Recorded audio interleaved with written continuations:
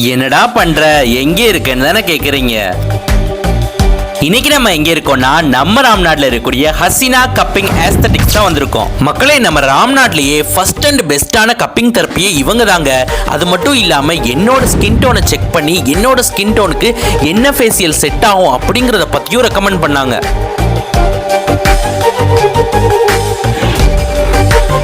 என்னோட ஃப்ரெண்டுக்கு cupping therapy and weight loss therapy பண்ணுங்க. அது செஞ்சு முடிச்சதோடயே எனக்கு பேக் பெயின்லாம் குறைஞ்சிருக்கு அப்படிங்கிற ஃபீட்பேக் கொடுத்தான்.